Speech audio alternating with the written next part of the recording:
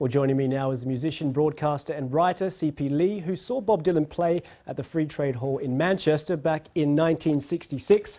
Very jealous of you there. Good to join us, C.P. Lee. Now, he is the first songwriter to win the award. Are his lyrics really that good? You know, do they stand alone without that famous harmonica, without the famous melodies?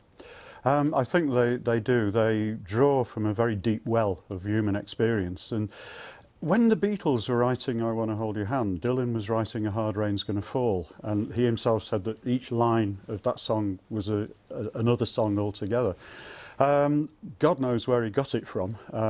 All sorts of different influences of European expressionism, of Italian romanticism, and of course Walt Whitman, the American poets, Allen Ginsberg. He did fundamentally change the approach of popular music. Now, you know his lyrics very well. Let's do a little test here to see if they do stand up without the music. If you'll be so good enough just to recite some of your most famous and most favourite ones. I think one that everybody will be familiar with is Mr. Tambourine Man, to dance beneath the diamond sky with one hand waving free, silhouetted by the sea. It just conjures up images of absolute total freedom and abandon.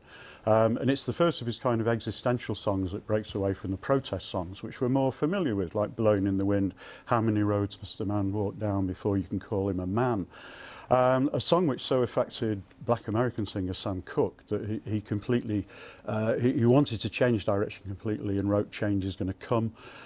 We can move through to the howl of loneliness in Like a Rolling Stone. How does it feel to be on your own, like a complete unknown, like a rolling stone? All the way through to lyrics in, say, Tangled Up in Blue off Blood on the Tracks, the 1976 album.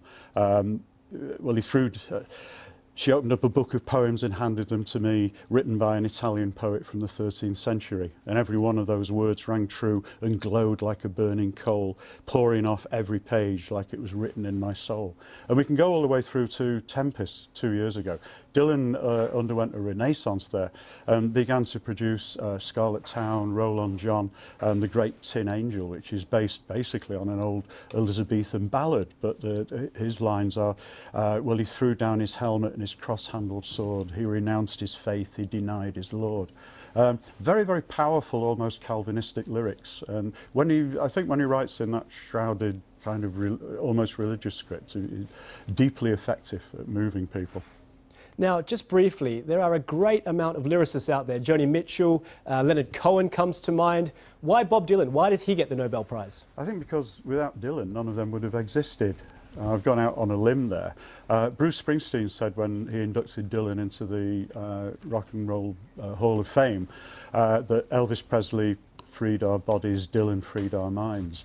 And he did provide a springboard from 1963 onwards, with the release of Freewheeling, where suddenly you've got the folk tradition of America, which he was mining up until the age of about 21, and then discovering a whole lot of other angles and elements that he began to bring into his songwriting.